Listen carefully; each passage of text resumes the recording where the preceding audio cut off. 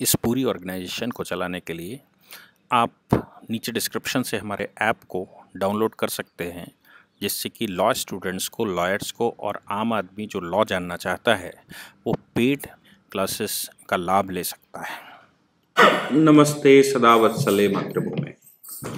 आज हम लोग म्यांमार पर डिस्कशन करने जा रहे हैं और म्यांमार के इलेक्शन प्रोसेस पर बहुत इम्पॉर्टेंट डिस्कशन है, क्योंकि आतंकवाद के इस दौर में जहां एथनिक रूप से क्लिंचिंग की जा रही हो, देशों में इस तरह के बवाल चल रहे हों कि किसका रिलीजन अच्छा है, और ख़ासतौर से इस्लामिक टेररिज्म को लेकर बहुत कुछ सारे संसार में चल रहा है। मेरे ख्याल से चाइना छोड़कर, चाइना को छोड़कर बाकी पूरे वर्ल्ड में एक मुस्लिम तुष्टिकरण चल रहा है, और वो तुष्टिकरण अब इस लेवल पर पहुंच गया है कि वो अब कहने लगे हैं ओनली मी, इसके अलावा और कोई नहीं है। और टेररिज्म इस लेवल पर पहुंच गया है कि वो डिस्कशन भी नहीं करना चाहते उनके रिलीजन की जो बातें हैं।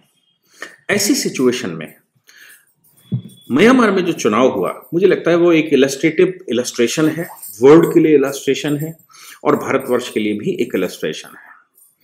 क्या उस चुनाव में हुआ?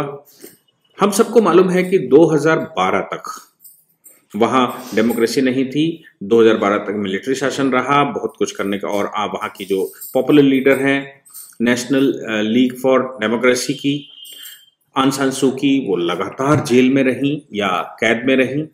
67 साल की उनकी आज की उम्र है, और उनकी पार्टी ने इस चुनाव में, जो दूसरा चुनाव है, 2015 में पहला चुनाव हुआ था, हालांकि 2008 में आर्मी ने कॉन्स्टिट्यूशन लिखा था, उस कॉन्स्टिट्यूशन में भी बड़ी कुछ गड़बड़ी रखी गई थी, लेकिन फिर भी 2015 के चुनाव में के बाद ये 2020 का चुनाव है, और 2020 के चुनाव में आंग सान सू की पार्टी मेजोरिटी लेकर आई है। वहां पर 322 सीटें चाहिए होती हैं, 322 के बजाय अब तक घोषणा 346 सीटों की हो चुकी, 346 सीट्स की घोषणा हो चुकी है, जिसमें जो उन्होंने जीती हैं, अभी अनऑफिशियली लोग कहते हैं कि उनके पास 397 सीट्स मिलेंगी आउट ऑफ 400 एंड समथिंग। ऐसी सिचुएशन में जो उनकी पार्टी ने जीता, उसमें अल जजीरा जैसे चैनल और विश्व के जो मुस्लिम समुदाय के चैनल हैं या फिर कम्युनिस्टों के चैनल्स हैं, उन्होंने बड़े भारी ऑब्जेक्शन लगाए हैं इस चुनाव को, और उन्होंने इस चुनाव को मानने से मना कर दिया है।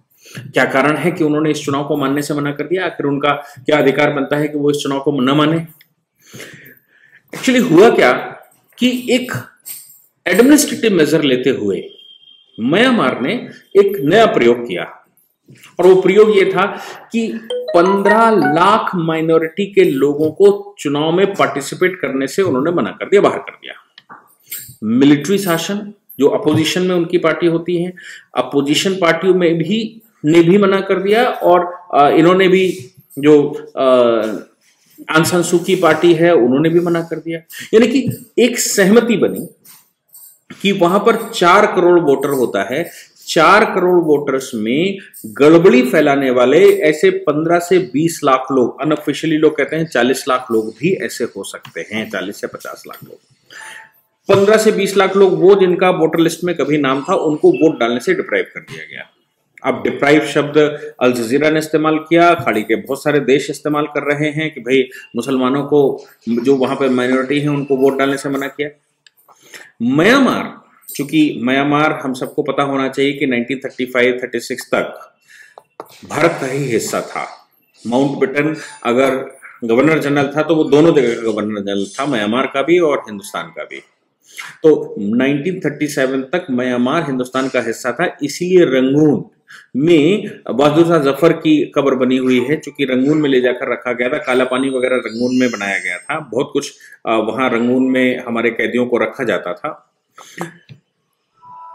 इसलिए हमारा और वहाँ जो म्यांमार है, म्यांमार की ट्यूनिंग अच्छी खासी मिलती है, और इसीलिए म्यांमार कभी भी, अभी जब डेमोक्रेसी वहां पर बहाल हुई 2012 में, उसके बाद म्यांमार ने लगातार कोशिश की कि वो भारत सरकार के साथ कोलैबोरेशन करे, भारत सरकार के साथ कंधे से कंधा मिलाए, क्योंकि उनके पेरेंट भी, जैसे पाकिस्तान, बांग्लादेश के पेरेंट हिंदुस्तान है, वैसे ही म्यांमार का पेरेंट भी हिंदुस्तान ही है। और लंबे समय तक हिंदुस्तान, मतलब अंग्रेजों के समय तक हिंदुस्तान का ही शासन था। अगर 1937 में ऐसा ना हुआ होता, 1937 में आज़ादी घोषित की गई होती, तो शायद म्यांमार साथ में हमारे साथ ही इंडिपेंडेंट होता है, लेकिन चूंकि अलग देश 1935-36 की तरफ बन गया था, इसलिए फिर उसकी घोषणा भी बाद में हुई। और भारत के किसी लीडर ने, उस समय की जो कांग्रेस की लीडरशिप थी, उसने म्यांमार को भारत में मिलाने के लिए प्रयास भी नहीं किया। उसने ये भी प्रयास नहीं किया कि भारत का वो अभिन्न अंग था, आप कभी अंग हुआ करता था और अब वो भारत का अभिन्न अंग हो जाए। जबकि म्यांमार ने कभी इस तरह का ऑब्जेक्शन नहीं लगाया कि वो भारत का हिस्सा नहीं होना चाहता। अगर वहां का इतिहास उठाकर देखेंगे तो उस इतिहास में म्यांमार के लीडरों ने कभी भारत का विरोध नहीं किया। आजादी के बाद अभी तक उन्होंने विरोध नहीं किया और वो लगातार भारत की तरफ देखते हैं। स्वतंत्रता के बाद जब नरेंद्र मोदी की सरकार बनी 2014 में, तो आंग सान सू की ने बड़ी दृढ़ता के साथ भारत सरकार के साथ कंधा कंधा मिलाने के लिए अपनी प्रतिबद्धता जाहिर की। अब मैं बताना चाहता हूं कि आपके यहाँ हिंदुस्तान में जो समस्या बहुत बड़ी है रोहिंग्यास की, और बांग्लादेशी मुसलमान जो हम कहते हैं, वो समस्या रोहिंग्या यानी कि म्यांमार की समस्या है। वहां राखिन प्रांत के अंदर मुसलमानों ने हम ही प्रमुख हैं ऐसा कहते हुए बौद्ध मठों पर हमले कर दिए थे और बौद्धों को बहुत बड़े लेवल पर परेशान करना शुरू किया था राखिन प्रांत के बौद्धों ने। फिर रिटेलिएशन में मुसलमानों के प्रति जब वो उनको लगा कि हम अब पानी सर से ऊपर जा चुका है, तो ऐसी सिचुएशन में वहां के बौद्ध, हम सब जानते हैं बौद्ध संप्रदाय हिंदुस्तान के हिंदू संप्रदाय का ही एक सब सेक्ट है, और ये इस प्रकार का सेक्ट है कि जो शांति के अलावा कुछ सोचता ही नहीं। शांति की चींटी की भी हत्या करने से वो पीछे हटते हैं, और शांति शांति और शांति और ह्यूमन राइट्स। अब बौद्ध संप्रदाय के लोगों को जब बहुत सताया गया तो उनका जो सब्र का बांध था वो टूट गया, और फिर उन्होंने रिटेलिएशन में वहां हिंदू मुस्लिम से मतलब बौद्ध वर्सेस मुस्लिम हो गया, और मुस्लिम वहां से निकलकर भागे, जिनको आप रोहिंग्या कहते हैं। रोहिंग्या मुसलमान उनको कहा जाता है। रोहिंग्यास ने एक समय पर म्यांमार के अंदर ऐसी अति मचा कर रखी थी कि म्यांमार के बौद्धों को भी उनको अबलाइज करना मुश्किल हो गया। 2020 का जो चुनाव हुआ, इस चुनाव में वहां की डेमोक्रेटिक पार्टीज ने यह तय किया कि रोहिंग्यास को, और जो माइनॉरिटी इस प्रकार की हैं जो दंगों में शामिल थी, जिनका रोल है, भले ही उसमें 2 लोगों का रोल हो या 2000 लोगों का रोल हो या पूरे 20 लाख लोगों का रोल हो, उन्होंने कहा इनको हम वोट डालने नहीं देंगे। उनको डेमोक्रेटिक सिस्टम से ही बाहर कर दिया, और डेमोक्रेटिक सिस्टम से बाहर करने का नतीजा निकला कि पूरे के पूरे म्यांमार ने बड़ा जश्न मनाया, और उन्होंने कहा कि अगर डिस्टर्ब करते हैं, यहाँ के संविधान को नहीं मानते हैं, संविधान के ऊपर कोई दूसरा सेक्ट मानते हैं, कोई दूसरी किताब मानते हैं, और ये अगर नहीं सुधर रहे हैं तो इसमें हमारा कोई दोष नहीं, इसलिए हम इनको अब स्वीकार नहीं कर सकते। और पहले उन्होंने मारपीट की, और अभी इस समय की सिचुएशन ये है कि वो लोग वापस चले जा चुके हैं, बड़ी संख्या वहां पर वापस जा चुकी है, वहां पर रह रहे हैं। हालांकि हिंदुस्तान और म्यांमार का पीछे एग्रीमेंट भी हुआ था। म्यांमार रोहिंग्यास को वापस लेने के लिए तैयार है। भारत में जिस समय एनआरसी होगा और रोहिंग्यास को चिन्हित करेंगे तो हम म्यांमार को देने के लिए तैयार है, म्यांमार लेने के लिए भी तैयार है। बांग्लादेश को हम देंगे तो बांग्लादेश भी लेने के लिए तैयार है, क्योंकि म्यांमार सबसे पहले वहां रोहिंग्यास वहां से निकलकर बांग्लादेश में आया, और बांग्लादेश के रूप से हिंदुस्तान में घुसा, और हिंदुस्तान में घुसते घुसते हिंदुस्तान के वो सबसे उत्तर के प्रांत कश्मीर में भी पहुंच गया। और कश्मीर में आर्टिकल 35 कैपिटल ए के रहते हुए भी वहां लोगों ने कहा कि नहीं, हम इनको निवासिता देंगे, और ये सब ड्रामे चले। पाकिस्तान ने रोहिंग्यास को कोई स्थान नहीं दिया, क्योंकि पाकिस्तान तो अपने लोगों को स्थान नहीं देता, रोहिंग्यास को कैसे देगा।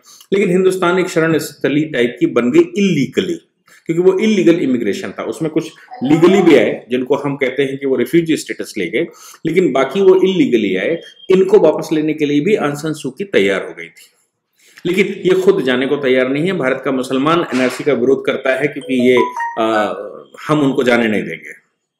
लेकिन म्यांमार सरकार ने जो इनिशिएट किया है, और उस इनिशिएशन में जब उन्होंने घोषणा करी कि हम इनको वोटिंग प्रोसेस में, डेमोक्रेटिक प्रोसेस में आने ही नहीं देंगे। अगर आप यहाँ के संविधान को नहीं मानते, हमारे यहाँ की व्यवस्था को नहीं मानते, हमारी व्यवस्था से ऊपर कोई व्यवस्था आप ऐसा मान के चलते हैं, अगर आपको लगता है कि इस्लामी चरमपंथा फैलाएंगे, अगर आपको लगता है कि आप यहाँ प्रिवेल करना चाहते हैं, अगर आपको लगता है कि आप ही सब कुछ हैं, और आपको लगता है कि आपको ये फंडामेंटल राइट्स हैं, तो फंडामेंटल राइट तो छोड़ दीजिए, वोटिंग राइट भी नहीं देंगे। आप सत्ता परिवर्तन में पार्टिसिपेट नहीं कर सकते। अब मुस्लिम संगठन संसार भर के चिल्ला ही रहे हैं, और ये कह रहे हैं कि नहीं, ये बहुत गलत है, और उनको वोट ना लेने दिया, उनके फंडामेंटल राइट हैं, ये वो है। लेकिन उनका तर्क बिल्कुल ठीक है। उनका तर्क ये है कि देखिए, जो डिस्टर्ब करेगा हम उसके वोटिंग राइट से उसको डिप्राइव कर देंगे। और उसको वोट नहीं डालने। ये 2020 का पहला चुनाव संसार का ऐसा है।